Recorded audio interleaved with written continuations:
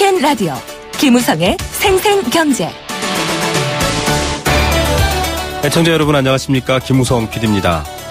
1년을 반으로 나누면 오늘은 그 나머지 반, 즉 하반기를 시작하는 첫날입니다. 우리 속담에 시작이 반이라는 말이 있는데요. 그만큼 시작이 중요하다라는 의미도 되지만 바꿔 생각해보면 반이나 지났어도 다시 시작할 수 있다, 이런 의미로도 읽을 수 있을 것 같습니다. 하반기 경제 상황을 바꿔놓기 위한 노력들, 특히 그 타이밍이 중요하다 너나 없이 말하고 있습니다. 구조조정과 실업대책, 시기를 놓치면 의미가 없겠죠. 특별고용 지원 업종을 둘러싼 이야기, 그리고 또 산업은행 성과급 논란, 오늘 전문가 모셔서 이야기 듣습니다. 그리고 경제영화관 마련해드리는 날인데요. 오늘은 특별히 박병률 기자 스튜디오에 모셔서 영화와 경제 이야기 전해드립니다. 시작이 반입니다. 반이 지났지만 시작할 수 있습니다. 2016년 7월 1일 금요일 김우성의 생생경제입니다.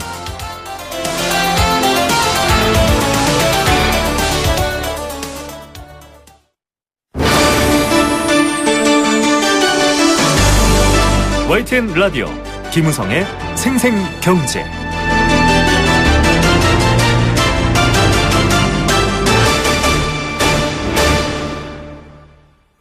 네, 첫 번째 생생 인터뷰 보내드리겠습니다. 어제 정부가 구조조정으로 대규모 해고가 예상되는 조선업에 대해서 특별고용 지원 업종을 지정을 했습니다. 구조조정 지원 방향을 내놓았는데요. 이번 지정으로 조선업체, 또 사내협력업체, 기자재 업체 등 7,800여 개 업체와 소속 근로자가 혜택을 볼 것으로 예상되고 있습니다. 하지만 노조가 이미 파업을 예고한 조선업계 빅3, 현대중공업 계열사와 삼성중공업, 대우조선해양은 지원 대상에서 제외됐습니다. 이 노조에 대한 곱지 않은 시선 때문이 아니냐, 이런 비판도 나오고 있고요. 또 특별고용 지원업종 지정에 대한 실효성이 있는가, 이런 논란도 있습니다. 관련해서 백유식 한국노동연구원 선임연구위원 연결해서 얘기 나눠보겠습니다. 배 박사님 안녕하십니까? 예, 안녕하세요. 네, 정부가 조선업을 특별고용 지원업종으로 지정해서 이 구조조정에 대한 지원 방향 구체적으로 내놓으려고 합니다. 그 내용과 또 실효성 어떻게 평가하십니까? 우선 몇 가지가 있는데요. 하나는 좀 회사가 어려움에도 불구하고 고용을 계속 유지를 하려고 하는 기업들한테 고용 유지 지원금을 주고 있고요. 네. 이미 이제 정리하거나 아니면 구조조정에 대해서 일자리를 잃은 사람들 있죠. 본인의 의사한 게 없이 이런 분들한테 실업급여 지급권을 연장하는 게 있고, 네. 또 사내하청업체나 아니면 그 물량팀이라고 있는데, 네네. 그런 기업들이 또 파산하거나 어떤 이유로 체불임금을 이제 못 주는 경우에 그걸 좀 정산하는 걸 돕거나, 네네. 그리고 일자리 잃은 근로자들한테 재취업을 하거나 재취업 훈련을 하거나 창업 지원을 하는 등 여러 가지 종합적인 대책이 좀 마련되어 있습니다. 네네. 요거는 과거에는 이게 특별 고용 재해 지역이라고 해서 어떤 지역들에는 이번에는 조선 업종을 상대로 해서 특별 고용 지원 업종이 지정이 된 거죠. 그래서 네네. 약 한 예산이 약 4,700억 원 정도 이전 정부가 소요될 예정인데, 아마도 이 효과가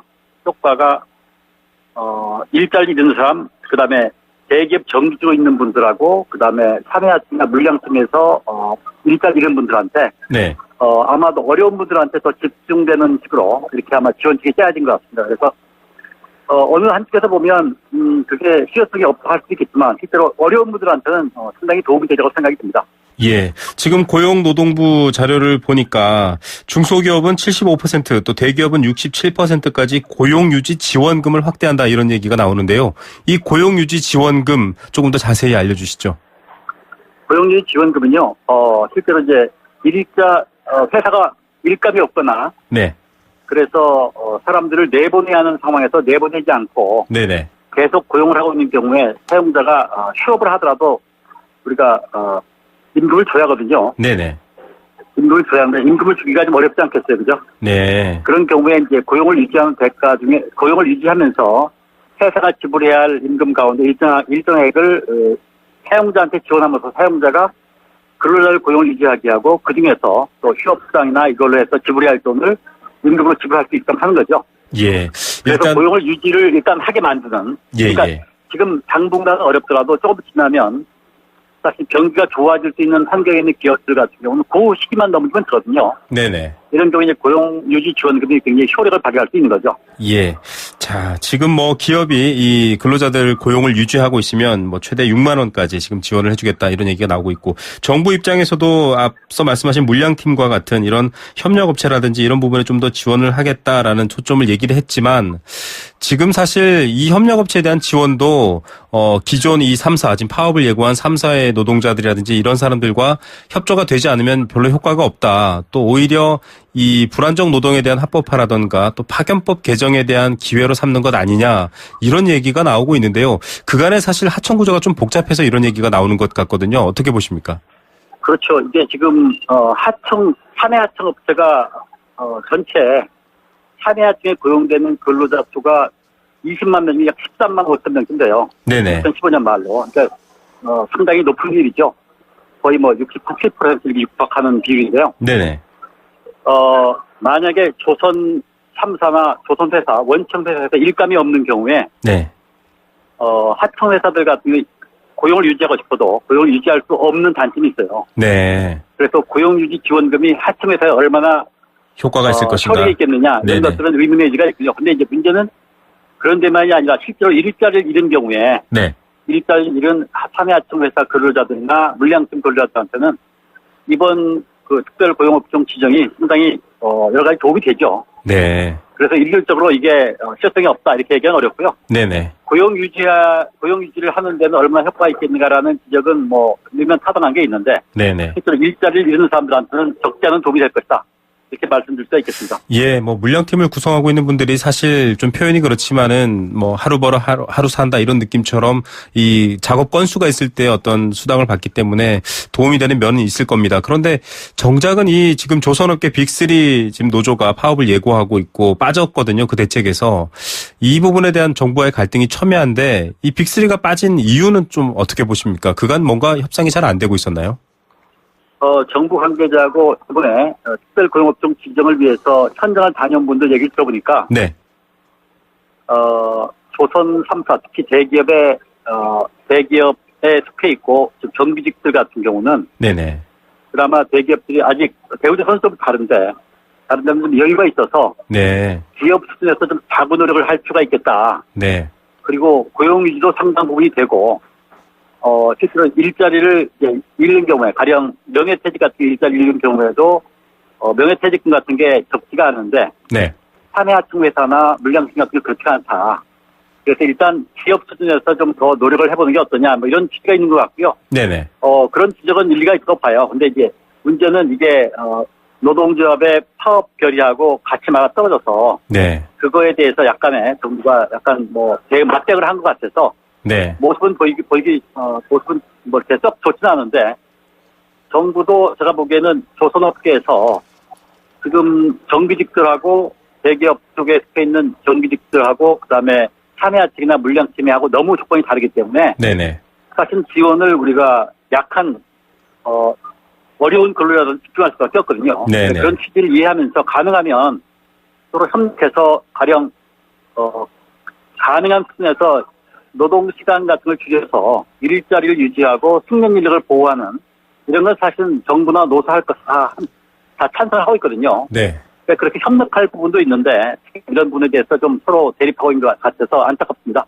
예, 맞습니다. 뭐 여러 가지 갈등의 양상으로만 비추다 보면 모든 문제가 단순해지기 때문에 오히려 오해를 살 수가 있는데 말씀하신 협력업체 노동자를 우선 지원하겠다라는 방침이 좀 더 실효성이 있었으면 좋겠다라는 생각도 들고 이게 또 빅3 노조 파업과 또 연관돼서 억측은 또 갖지 말아야 된다라는 생각도 동의를 합니다. 그런데 이 고용부 이기권 장관이 얘기를 했습니다. 실업급여 등 근로자가 낸 고용보험 기금에서 지원돼서 지원되기 때문에 형평성의 문제가 매우 중요하다.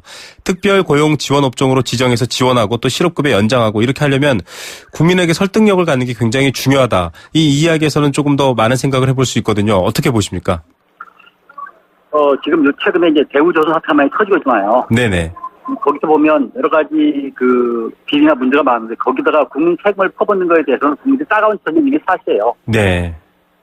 제가 보기에는 우리 조선 3사나 노조들도 이런 부분을 무시할 수 없기 때문에. 네네.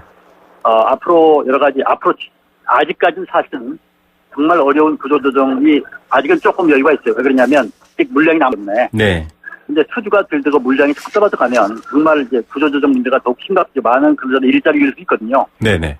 이때를 대비해서 조금 더 노사 그리고 정부가 협력해서 사실 이 문제를 함께 극복하려는 노력을 보이지 않으면 네. 굉장히 싸매질 수 있습니다. 그래서 노조도 파업 결정을 했지만 제가 보기엔 뭐 그쪽으로 파업에 주가의 사람들이 같이 뽑아야 하고 조금 더 그런 것들을 지금 어려운 근로자들 국민들 따가운 시선을 좀 고려해서 좀 조금 더 제가 보기엔 자제해야 할 것 같고요. 정부도 노조가 얘기하는 것 가운데 들어볼 만한 내용이 꽤 있습니다. 네. 그런 내용들 가운데 수렴할 건 수렴을 하고 그래서 서로 맞대응하는 식으로 하지 말고 조금 더 협력할 수 있는 여지를 찾아서 만약에 그게 어려우면 조금 전문가들이랑 뭐 정부하고 노사가 같이 모여서 보나 뭐 사내하층 근로자 대표나 이런 데까지 포함해서 네네. 같이 모여서 뭔가 좀 공동 대책을 논의할 수 있는 이런 거를 좀 틀을 만들어야지 지금처럼 이렇게 막 평행선을 달리고 서로 이렇게 맞대응을 하고 하는 식으로 되면 서로한테 안 좋고 국민들 눈에도 뭐 보기가 안 좋아서 결국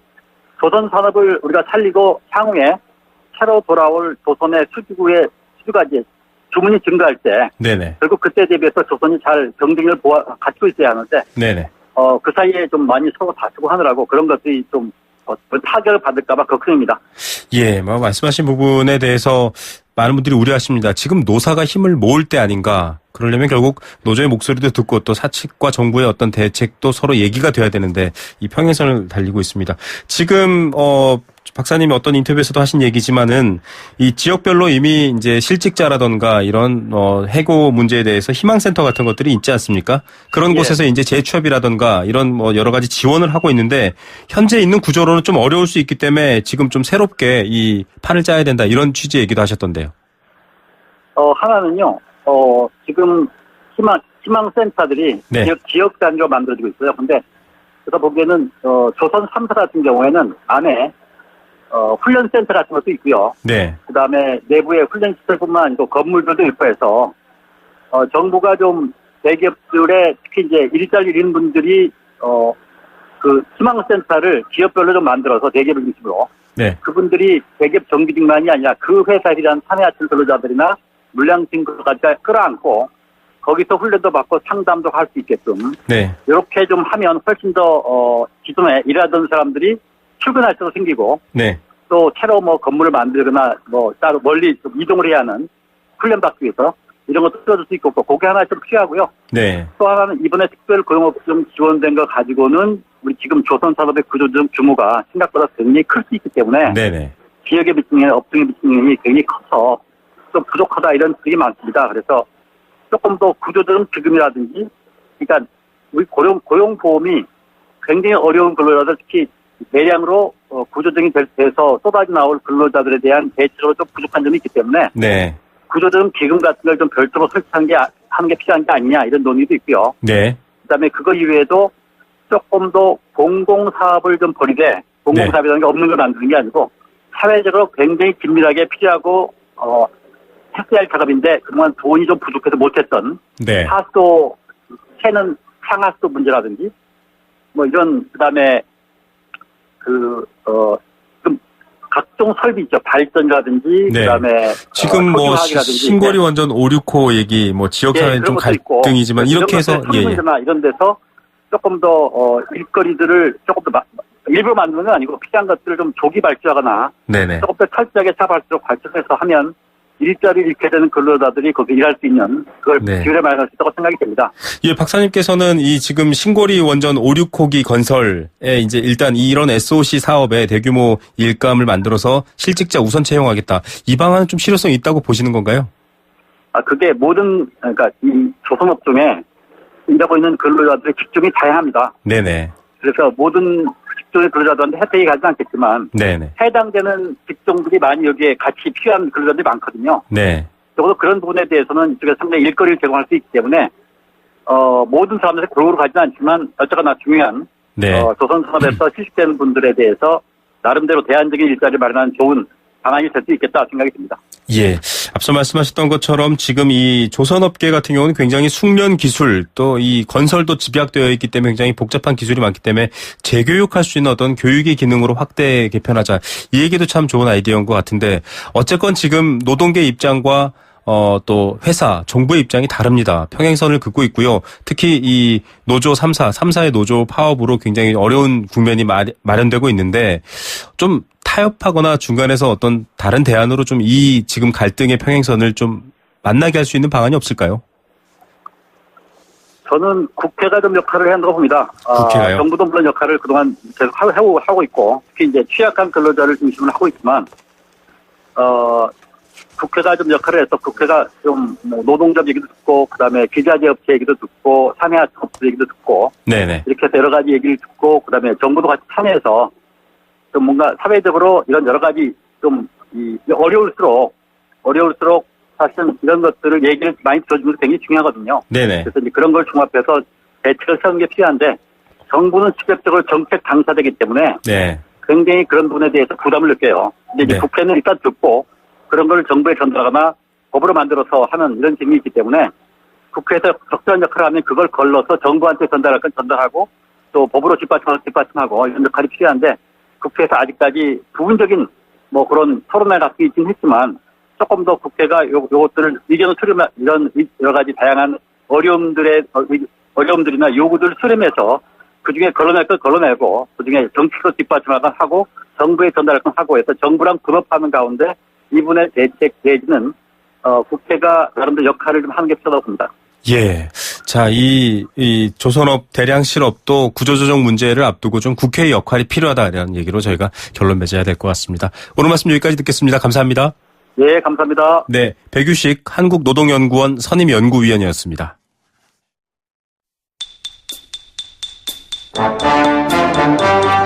경제 탐구생활. 네, 초등학생이 탐구생활 공부하듯 매일매일 경제 탐구생활로 경제 상식을 쌓습니다. 정답 보내주시면 알칼리수로 건강해지는 내 몸 A수 생수 한 박스 드리고요. 여행 스케치의 가로수길 콘서트 나무야 티켓도 드리고 있습니다.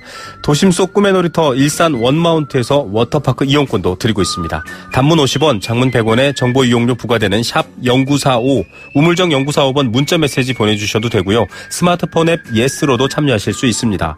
자, 오늘 퀴즈입니다. 어제 공공기관 116곳의 경영평가가 공개됐습니다. 논란이 됐던 대우조선해양을 비롯해 조선해운업을 부실 관리했다, 공동책임 있다 이런 얘기를 받고 있는 산업은행, 수출입은행은 지난해보다 각각 2등급, 1등급이 내려가서 C등급을 받았습니다. 문제는 이 C등급을 받아도 작업 성과에 따라서 지급하는 보수인 이것이 기관장과 직원에게 지급됩니다. 이들의 성과에 따라 지급되는 돈인데요. 기관장은 기관장은 연봉의 30%, 또 직원은 월급여의 110%를 받게 된다. 이렇게 알려져 있습니다. 이게 뭘까요? 자, 이 지금 오늘 퀴즈의 정답을 맞추는 것도 역시나 궁금하지만 도대체 이렇게 돈을 받는 이런 상황은 또 뭘까라는 답답함도 듭니다. 개인이나 집단이 수행한 작업 성과나 능률을 평가해서 그 결과에 따라 지급하는 보수입니다. 업적급, 능률급이라고 부르기도 하고요. 생산성을 높이는 데 주된 목적이 있습니다. 생산성을 높이지 않은 분도 받아서 지금 논란이 되고 있기도 합니다. 정답은 뭘까요?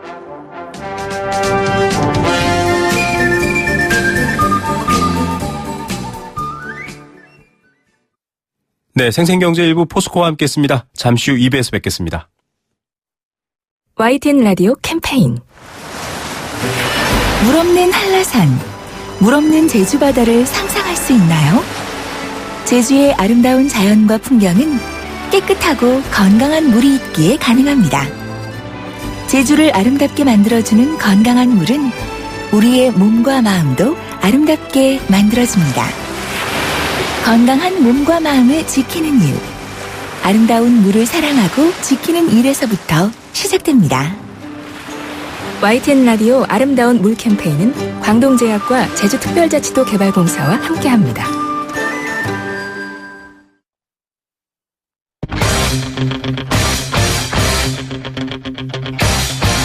지금 가장 뜨거운 경제 소식. 경제 톱 뉴스.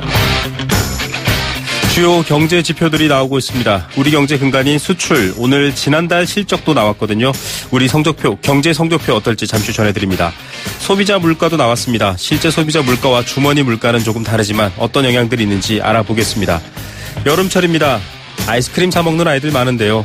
빙과 과자값 줄줄이 오른다는 소식도 있습니다. 경제 톱뉴스 이데일리 권소영 기자 연결합니다. 안녕하십니까? 네, 안녕하세요. 네. 자, 수출로 우리 경제 성적표를 한번 살펴보자 이렇게 말씀드렸는데 실적이 나왔죠? 어떻습니까? 네, 지난달 한 달 수출액은 453억 달러, 그러니까 작년 같은 달에 비해서 2.7% 줄었습니다. 작년 1월부터 18개월째 내리막길을 이어가면서 역대 최단기간 감소 기록을 다시 한번 갈아치웠는데요. 그래도 긍정적인 부분은 이 감소폭이 1년 최저를 기록했다는 겁니다. 네. 올해 1월에는 무려 19.1% 감소해서 수출에 대한 우려가 굉장히 컸었는데요. 그때가 6년 5개월 만에 최대 감소폭을 기록했던 거였거든요. 네네. 그러다가 4월에 마이너스 11.2%, 그리고 5월에 마이너스 6%로 점점 감소폭이 줄어들더니 지난달에는 마이너스 2%로 더 축소된 겁니다. 네네. 6월 일평등 수출액도 보면 19억 7천만 달러를 기록해서 8개월 최고를 기록했습니다. 우리 기업의 실적을 직접적으로 보려면 이게 달러 말고 원화 기준의 이 수출 실적을 봐야 되는데요. 네. 이 원화 기준으로는 수출이 전년 대비로 2.4% 늘어서 2달 연속 증가세를 보였습니다. 예, 환율 문제 때문에 원화로 다시 보는 게 또 어쨌든 점점 이 감소의 브레이크가 잡히고 있는데 이렇게 감소폭이 줄어든 배경도 있을까요? 사실 올해 6월이 작년 6월에 비해서 조업일수 0.5일 적었거든요. 네. 0.5일 단위로 차이가 나는 거는 조업일수 계산할 때 토요일을 반일로 계산하기 때문입니다. 어쨌든 이렇게 조업일수가 줄었는데도 감소폭이 1년 최저를 기록했으니까 수출 회복 기반은 유지를 했다. 이게 이제 정부의 평가인데요. 일단 주력 품목 중에서 선박 수출이 30% 가까이 늘었습니다.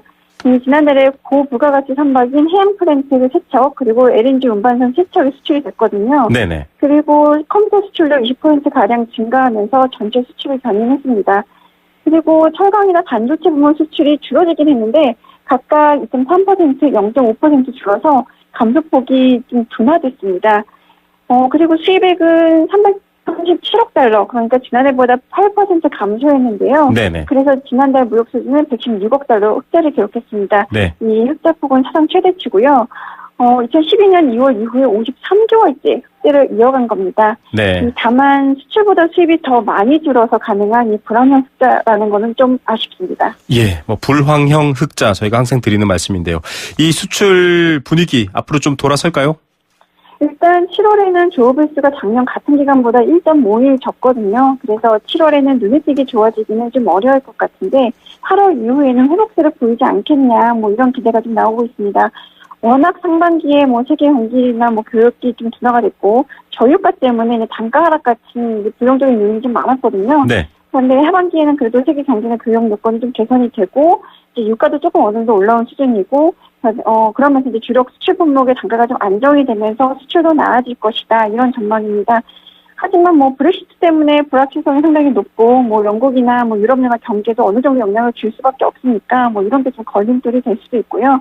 또 중국이나 중남미 같은 신흥국의 경기 부진도 어느 정도 리스크로 꼽히고 있습니다. 예, 잔잔한 파도는 아니지만 그래도 좀 파도를 넘고 수출이 개선됐으면 좋겠습니다. 주머니 사정도 조금 알아보겠습니다. 소비자 물가 발표됐네요. 네, 지난달 소비자 물가는 작년 같은 달에 비해서 0.8% 올랐는데요. 지난 2월에 1.3%에서 3월과 4월 1%대로 내려앉았다가 5월에는 0.8% 기록했고 지난달에 또 같은 수준에 머문 겁니다. 예, 국제유가 하락으로 석유류 가격이 1년 전보다 9.6% 하락한 영향이 컸는데요. 네. 우리나라가 많이 수입하는 유류가 두바이유인데 이게 작년 5월과 6월이 좀 고점이었거든요. 네. 그래서 석유류 가격이 전체 물가를 0.41%포인트 끌어내리는 효과를 냈습니다. 그리고 또 올해 초 상승세가 좀 두드러졌던 신선식품 가격도 좀 안정이 되는 분위기인데요. 이 1년 전에 비해 1.7% 하락했습니다. 지난해 4월 이후에 14개월 만에 마이너스로 돌아선 건데요. 네. 농축수산물 물가는 1년 전보다 0.7% 떨어져서 지난해 3월 이후 최저 상승률을 기록했습니다. 이 서비스 물가 중에서 보면 하수도 요금이나 외식 소주 가격이 두 자릿수 상승률을 기록했고요. 네. 시내버스 요금과 전세값도 각각 9.6%, 3.7% 상승했습니다. 그리고 공공 서비스나 개인 서비스 물가도 2%대 상승률을 보여서 이 서민 생활과 밀접한 그런 물가들이 조금 오름세를 보였습니다. 네. 이 하반기로 넘어가면서 유가 기저 효과가 좀 약해질 것으로 보이는데요. 이것 때문에 물가는 점차 좀 오를 것이다. 이런 전망이 높습니다. 예, 물가가 오르고 소득도 오르면 경제가 좋은데요. 물가만 오르면 참 난감합니다. 이 여름철 빙과류 사 먹는 분들도 많고 또 아이들이 특히 좋아하는데 이 아이스크림 값 오른다 이런 소식도 나와 있네요. 네, 롯데제과와 크라운제가 이어서 오늘 혜태제과까지 과자 가격을 인상하겠다 이렇게 발표를 했는데요. 네. 혜태제과는 자일리톡검 등 8개 제품의 가격을 평균 11.35% 인상한다고 밝혔습니다.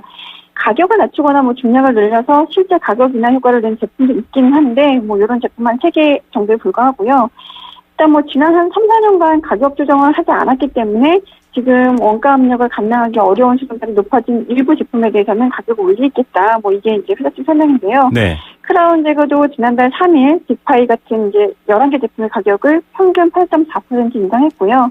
롯데 제과도 지난 3월에 비스킷류 8종의 가격을 평균 8.4% 올렸습니다. 그리고 빙가류도 한 빙가류 자기 업체가 줄줄이 가격을 올렸는데요. 이 업계에서는 가격 인상 도미노가 이어지는 것 아니냐 이렇게 우려를 하고 있습니다. 일단 라면 값과 맥주 값이 다음 인상 타자다. 이런 얘기도 나오고 있습니다. 예, 일본의 한 빙과업체가 100원 올리면서 이 대표이사와 직원들이 고개 숙여 인사하던 그런 광고 장면이 떠오릅니다. 자, 부실기업 구조조정을 위한 국책은행 자본펀드 출범했죠? 네, 자본업종 펀드는 지난 8일에 정부가 구조조정 계획 발표할 때 내놨던 내용인데요. 오늘 한국은행이 금융통화위원회를 열어서 국책은행 자본업종 펀드 조성을 위해 기업은행에 10조 원 한도로 대출해주는 방안을 의결했습니다. 네. 이로써 한은이 기업은행에 대출해주는 10조 원에 더해서 이 기업은행의 자산관리공사 후순위 대출 1조 원까지 합해 11조 원 규모의 자본업종 펀드가 오늘 공식 출범했는데요. 이 한은이 대출해준 돈으로 펀드를 만들면 이 펀드가 산은과 수은 같은 이 국책은행의 신종 자본증권, 우리가 줄여서 코코펀드라고 얘기를 하는데요. 이걸 매입을 해서 은행의 자기자본 비율을 높여주는 방식으로 운영이 됩니다.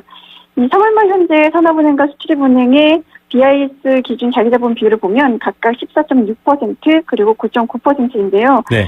산은 같은 경우는 아직 여유가 좀 있는데 수은은 10% 밑으로 떨어졌기 때문에 지금 자본 확충이 좀 필요한 상황입니다.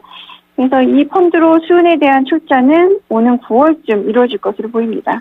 예, 사실 이 한국은행 역할에 대해서 굉장히 뜨거웠었습니다. 국민 경제를 책임지고 있는 한국은행이 정치 혹은 특정 기업의 어떤 이런 위기에 동원되는 게 맞느냐 이런 얘기도 있었는데 아직도 논란이 뜨겁죠? 그렇죠. 이거 처음에 발표할 때부터 그런 논란은 시작이 됐고 계속 이어졌는데요. 어제가 또 마침 국회 기획재정위원회에 한은이 업무 보고를 하는 날이었습니다. 이 기획재정위원회 소속 여야 의원들이 일제히 비난을 쏟아냈는데요. 특정 대기업의 구조조정을 위해서 공적자금인 한은의 발권력을 동원하는 것이 적절치 않다. 이런 내용이었습니다. 유승민 새누리당 의원 같은 경우에는 한은이 국책은행 자본합치 펀드 조성을 위한 대출을 취소하고 이를 정부 추경으로 대신해야 된다. 이렇게 주장하기도 했고요. 네. 이런 펀드가 은행법이나 한은법을 위반하는 것이다. 이런 지적도 나왔습니다. 이런 것들을 좀 의식한 탓인지 금통위도 오늘 의결을 하기 전에 국책은행 자본합치 문제는 기본적으로 재정의 역할이다. 이렇게 좀 선을 긋는 모습이었는데요. 네. 그러니까 결국 기업 구조조정이 시급하니 일단 급하게 지원을 하긴 하겠는데 한시적인 역할에 그쳐야 된다. 이런 거 좀 강조했습니다. 예, 오늘 뉴스는 여기까지 듣겠습니다. 감사합니다. 네, 고맙습니다. 네, 2대1 권소영 기자였습니다.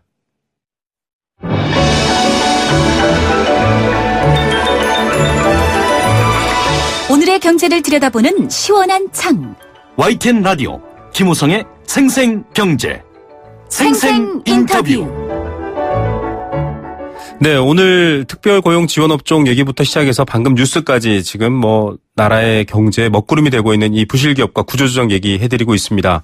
이 부실 책임에서 이 대우조선해양을 비롯한 이곳에 이런 책임으로부터 정책금융기관인 산업은행, 수출입은행 잘못이 드러났고요.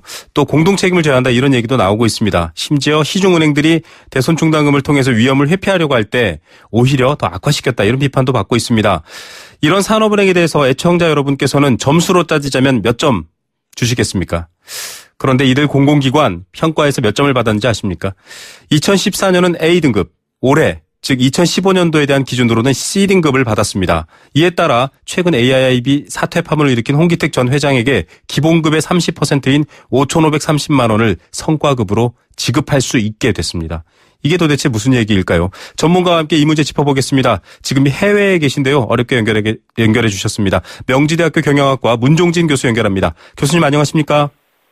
예, 안녕하세요. 예. 지금 무려 11조의 공적 자금으로 이 총체적 부실과 부정부패를 안고 있는 이 조선업의 구조조정 준비 중인데 여기에 책임을 일정 부분 갖고 있는 산업은행의 성과급 지급에 많은 국민들이 좀 의아해하고 있거든요. 이게 가능한 일입니까?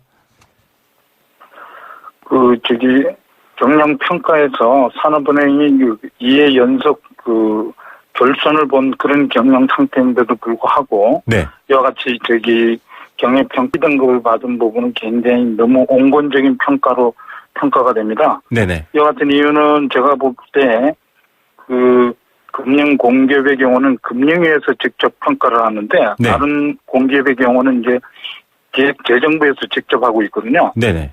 그와 달리 이원화되는 바람에 아주 온건한 경영평가가 이루어진 거 아니냐. 결국 낙하산 인사가 많이 가서 협조적으로 하다 보니까 그런 부분에 대해서 반영을 안 할 수 없게 된 상황 결과라고 생각이 될 수 있는 부분입니다. 네. 지금 산업은행은 사실 대우조선해양의 대주주입니다. 책임을 일정 부분 져야 되는 부분이 있는데 기재부가 아니라 금융위의 실적 평가다. 지금 공공기관들만 별도로 금융위의 평가를 받고 있는 거죠? 예, 그게 이제 문제가 되는 게요. 다른 부분에는 국토부라든지 다른 소관 부처 공기업들의 경우는 경영평가 항목의 산정, 네. 정할 때 이런 부분은 주 감독 부처랑 협의해서 결정을 하지만, 네. 경영평가 하는 것은 일률적으로 기획재정부에서 하고 있는데 왜 요 금융공기업만 금융위원회에서 하는 그 결과로 나타났고요. 다른 기재부사나 금융공기업의 경우는 D등급 받은 기관도 많거든요. 네네. 근데 이 부분 보면 산업은행이나 수출입은행의 경우 D등급 받은 적이 과거에 한 번도 없습니다. 네. 그와 같이 상대적으로 굉장히 평가가 매우 온건적으로 돼 있는 거 아니냐. 네. 그렇게 온건적으로 평가가 되면 각 항목별 가중치라든지 이런 부분이 잘못된 거 아니냐. 네네. 이런 부분에 지적이 될 수 있겠습니다. 예. 지금 이런 부분이 일률적으로 기획재정부 산하에서 평가가 이루어져야 될 것으로 생각이 됩니다. 예. 일자리 창출 기업 지원, 창조 경제 지원 등의 개량 지표에서는 좀 좋은 점수를 받았고요. 경영 정상화, 취약 산업 지원에서는 낮은 평가를 받았다라고 되어 있어서 C등급이다. 이게 지금 평가한 결과에 대한 설명인데 교수님께서 보시기에는 몇 등급 정도 받아야 된다고 보십니까?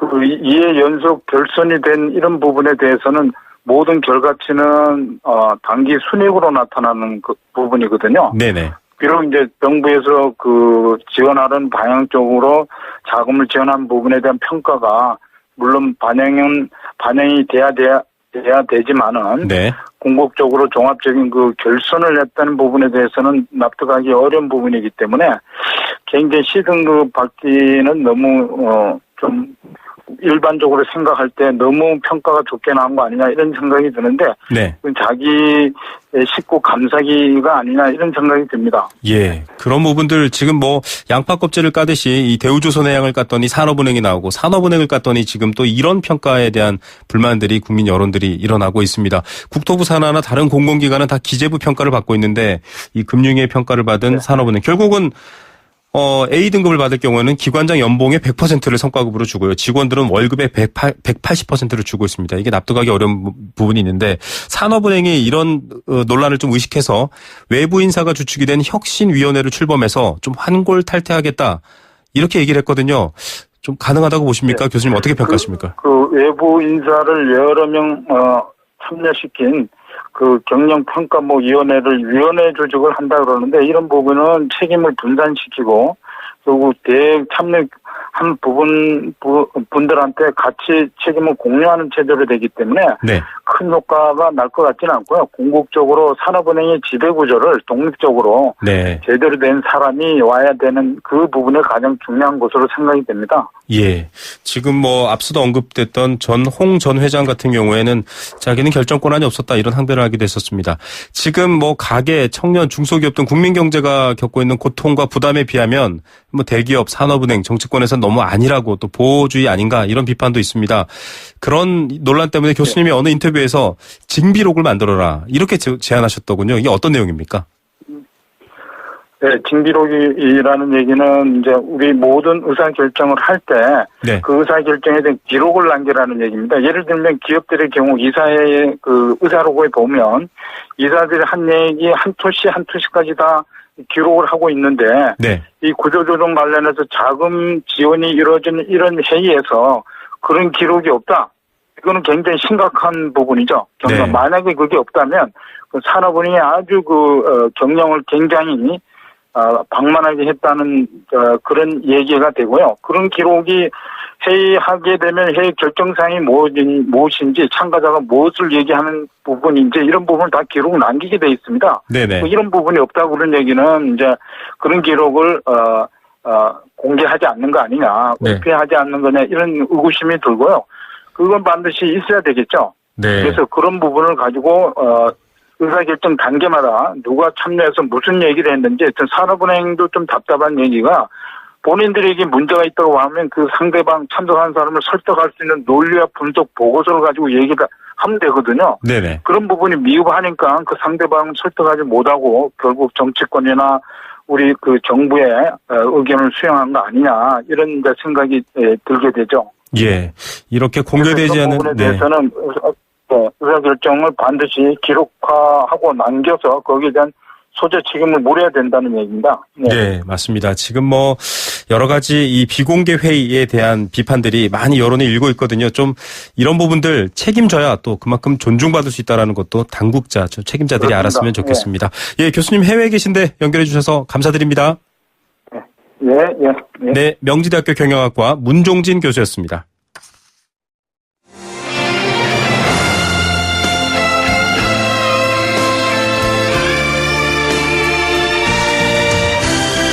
YTN 라디오 김우성의 생생경제 더불어 함께 살아가는 삶 그리고 더 나은 삶을 꿈꾸는 시간 오후에 만나는 싱싱한 라디오 경제 김우성의 생생경제가 대한민국 경제를 지키는 여러분과 지금 함께하고 있습니다.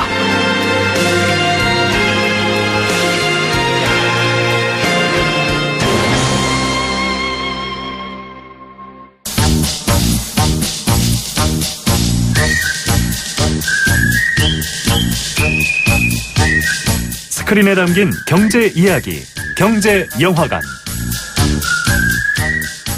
자, 영화 한 편에 경제가 담겨있는 시간입니다. 사실 우리 삶의 모든 부분이 경제입니다. 오늘 저녁 메뉴를 선택하는 것도 경제인데요.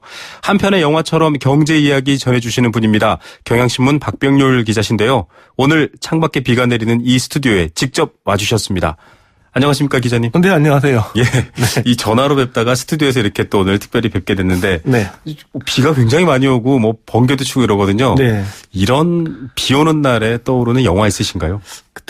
지금 만나러 갑니다. 아, 일본 네. 영화. 네. 그렇죠. 예.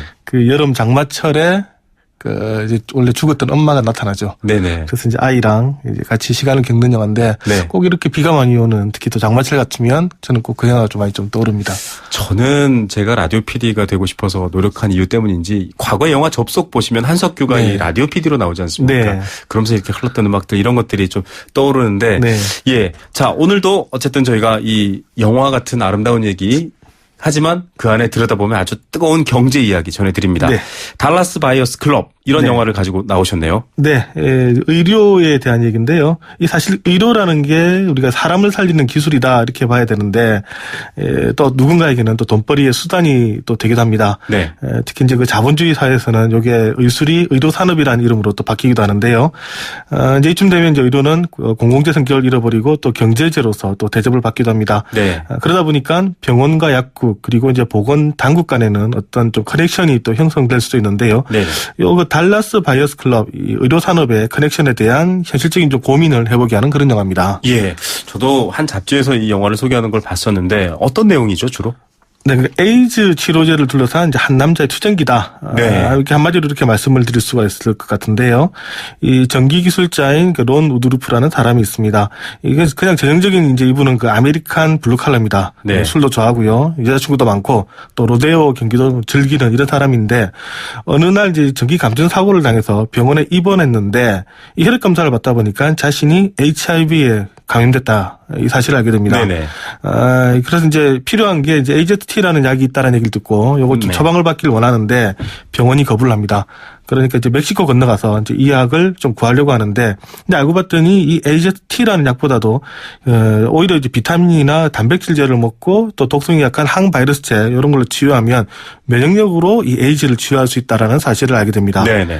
그래서 이제 이 약들을 사서 미국에 돌아서 팔게 되는데요. 이때 이제 이 약을 많은 환자들이 사람들이 찾기 시작하니까 네네. 회원제를 만듭니다. 그게 네. 바로 그 달라스 바이어스 클럽이라는 거고요. 네. 근데 이제 이게 이제 인허가를 받지 않는 그런 이제 회원제 클럽이다 보니까 네네. 이제 미국이 이제 보건당국이 들어가서 이제 어떤 이제 조사도 하고 방해도 하고 이런 내용들이 나옵니다. 예. 우리나라도 사실 병원 다니다 보면 이런 일들이 있는 게요. 네. 일률적인 항암 치료나 이런 것들 본인 몸과 상태 맞지 않는 것 때문에 환자들 스스로 이렇게 막 방법을 찾아내기도 합니다. 물론 네. 뭐 전문 의료진의 상담을 받아야 되는 건 당연한 얘기인데 결국 정부는 어떻게 보면은 이 AZT라는 독성이 강한 신약보다는 이런 처방에 대해서 제재를 가하는데 그 이유가 있을 것 같아요. 어떤 경제이기가 등장할까요? 네, 뭐 아무래도 이게 정부의 허가를 받지 않는 약들이 유통되는 것에 대해서 뭐 일단 세금 문제도 있을 것이고요. 네네. 또 이제 의학상의 문제도 있으니까 FDA나 미국 국세청이 반대를 하는데 이제 이 영화에서 보면 이제 우드루프가 그 병원에서 AZT를 좀 처방을 무조건 나 해달라, 나 살고 싶다. 네. 이렇게 얘기하는데 병원이 거부를 합니다. 다만 조건이 있는데 당신이 이 AZT를 받으려면 위약 대조 실험에 참여를 해라. 네. 이런 얘기를 합니다. 이 위약 대조 실험이란 한 환자군에게는 진짜 약을 주고 다른 환자군에게는 가짜 약을 줘서 진짜 약을 처방한 환자군에서 어떤 효과가 나타나는지를 살펴보는 이제 네. 그런 실험입니다. 통상 환자들은 내가 약을 먹었다 생각하면 네네. 내가 좀 낫겠구나 이렇게 생각하는 기대를 갖게 됩니다. 이런 기대 때문에 심지어 이제 가짜 약을 줘도 상태가 호전되는 경우가 있는데요. 네. 이것은 이제 위약 효과다 혹은 이제 플라시보 효과다 이렇게도 부릅니다. 예, 저희 생생경제 애청자분들 정도 되시면 이 위약 효과, 플라시보 효과 많이 들어봤을 것 같고요. 네. 군대 가면 그렇습니다. 머리가 아파도 다리가 아파도 배가 아파도 다 똑같은 색깔의 약을 주는데요. 네. 요즘은 아니라고 합니다. 자, 그러면 신약의 효용을 제대로 알기 위해서 만들어진 이 위약 효과, 플라시보 효과가 오늘의 경제 이야기에 나오는 건데 이런 것들을 좀 감안해야 된다 이런 얘기인가요? 네, 맞습니다. 이 플라시보 효과를 일단 가짜 약과 진짜 약을 아이가 알지 못했을 때도 이게 효용이 있다는 것을 알아야만 네. 이 약이 정말로 이제 효과가 있다는 걸 알게 되는데 요 실험을 할 때는 사실 보면 의사도 모릅니다. 네. 의사도 이 약이 진짜 완벽한 약인지 통제를 가짜 약인지. 하는군요. 맞습니다. 네. 의사가 만약 그걸 알게 되면 이 환자는 나을 것이다라는 또 일종의 하나 편견을 갖기 때문에 네네. 그것을 또 제외하고 하는 그런 실험입니다. 이게 경제 현장에도 이런 위약 효과에 대한 어떤 도구가 많이 적용됐을 수 있겠습니다. 맞습니다. 이 소비자의 그 구매 판단에도 이 플라시보 효과가 상당히 많은 영향을 미치는데요. 네. 예를 들면 우리가 천년비누를 쓴다. 이러면은 다른 성분과 관계없이 왠지 되게 이제 피부에 좋을 것 같은 네네. 느낌이 들고요. 또 우리가 유기농 우유라든가 유기농 콩. 물론 이 자체가 다른 그 콩이나 우유에 비해서 좋긴 합니다만 네. 실제보다도 더 좋게 느껴지는 것 같고 네. 더 건강해지는 것 같은 그런 느낌이 나고 또 이것을 또 마케팅으로 이용하게 되면 가격이 조금 더 비싸질 수가 있습니다. 예. 이런 부분들도 있고 또 어떤 사례가 또 있을까요? 우리 이제 여름이니까 네. 여행들 많이 가실 텐데 꼭 네. 나갈 때 보면 선크림 발라라고 말씀을 많이 그렇죠. 합니다. 예. 네, 물론 선크림이 효과가 있죠. 있으나 하지만 또 선크림을 또 발랐다고 이게 또 피부가 까매지지 않는 것도 아니고요. 네. 또 뭐 피부 화상이나 자외선 노출이 적어지는 것도 아닙니다만 네. 왠지 이걸 발랐다라는 이유만으로 내가 햇볕에 나가서 놀아도 될 것 같은 그런 자신감을 얻게 되죠. 이런 것들이 이제 플라시보 효과고요. 또 보면 뭐 무슨 한우다, 뭐 무슨 굴비다 할 때 보면 이제 지리적 표시가 앞에 네네. 붙는 그런 경우가 있는데 나름의 브랜드를 네. 붙였죠. 예. 근데 실제로 물론 맛도 좋고 뭐 다 좋습니다만 그 브랜드가 붙지 않는 브랜드랑 비교했을 때도 과연 그만큼의 가격만큼의 가치가 차이가 날까? 또 아닐 수도 있다라는 거죠. 이런 것들이 예. 바로 이제 플라시보 효과를 이용한 거다. 이 플라시보 효과를 보니까요. 네. 이 생리적인 네. 몸에 작용하는 약이 아니라 심리적인 맞습니다. 마음에 적용하는 약이다 이런 생각도 들어요. 뭐 맞습니다. 다이어트, 아이를 키 크는 거, 뭐 부적 이런 것들도 다 비슷하지 않습니까? 맞습니다. 대표적인 게 사실 다이어트 식품이죠. 우리가 보통 다이어트 식품을 먹을 때 보면 같이 운동을 병행하는 경우가 많습니다. 네. 이게 운동 때문에 살이 빠는 건지, 그다음에 네. 다이어트 식품 때문에 빠지는 건지 잘 알 수 없습니다만 어쨌든 먹으면 왠지 내가 살 빠질 것 같은. 좀 동기부여가 되기도 하고요. 예. 아이들 키 크는 약도 마찬가지죠. 네네. 이 사실 애가 키가 큰다라는 것은 뭐 유전적인, 환경적인 요인 여러 가지가 있습니다만 왠지 이걸 먹으면 우리 아이가 좀 쑥쑥 자랄 것 같고요. 네. 내일부터 클 것 같은데 저 사실 어릴 때 콩나물국을 많이 먹었는데 네. 어머니가 콩나물국 먹으면 키 큰다고. 네. 예. 사실은 아니더라고요.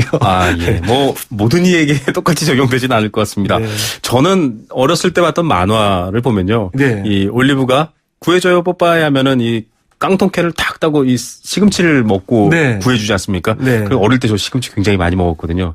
그만큼 힘이 세지도 않은데 역시 이 시금치도 플라시보 효과다. 맞습니다. 뽀빠이에서 나오는 저 시금치가 대표적인 플라시보 효과죠. 네네. 사실 그 시금치를 먹는다 해서 특별하게 힘이 세진다든가 그렇진 않죠. 네. 네. 그렇진 않지만 이 영화에서 보면 뽀빠이가 시금치를 먹는 순간 갑자기 브루투스를 한 방에 네. 나가 떨어지게 하는 그런 힘을 얻게 되는데 그런 것들이 뭐 대표적인 뭐 플라시보 효과다. 이렇게 보실 수가 있을 것 같습니다. 예. 자, 이제 영화 속에서 우드루프 이 에이즈 문제 어떻게 해결하게 됩니까? 네, 이렇게 뭐 미국 FTA나 이런 데서 이제 방해를 해서 이제 문을 닫을 뻔하는데요. 네. 하지만 실제로 이제 이 약을 먹고 처방을 받고 나아진 환자들이 많다 이러니까 결국 네. 미국 의학계가 무시하지 못합니다. 그리고 이제 그걸 가지고 논문까지 쓰게 되는데요. 네네. 지금 현재 보면 이 에이즈 치료를 하려면 이런 3가지 이상의 약제를 동시에 복용하는 것이 좋다. 네네. 이게 지금 그 칵테일 요법이라는 건데 네네. 실제로 지금 적용이 되고 있습니다. 네네. 예, 이 영화는 이 획기적인 에이즈 치료법이 된 그 칵테일 요법이 실제로 인정되기까지의 실제 과정을 좀 담고 있다. 이게 실화를 바탕으로 한 영화죠? 네, 실화 바탕으로 합니다. 예, 뭐 방탕하게 살던 블루칼라 노동자가 에이즈 치료제를 개발한 얘기까지 얘기인데 여기에 또 제도와 이 의료계, 산업, 돈의 논리가 어떻게 보면 방해가 됐다라는 사실도 저희가 알 수 있었습니다. 네. 예, 오늘 스튜디오에 직접 나와주셨는데요. 여기까지 듣겠습니다. 네, 감사합니다. 네, 경향신문 박병률 기자였습니다. 네, 오늘은 여행 스케치 공연 당첨자 한 분 발표해드립니다. 1517님입니다. 물폭탄으로 운전하기가 두려울 정도네요. 저지대가 걱정됩니다. 예, 안전운전 하시고요. 비 오는 날 라이트 또 꼭 켜고 운행하시기 바랍니다. 생생경제 월요일 오후 3시 10분에 찾아뵙겠습니다. 지금까지 김우성 PD였습니다. 감사합니다.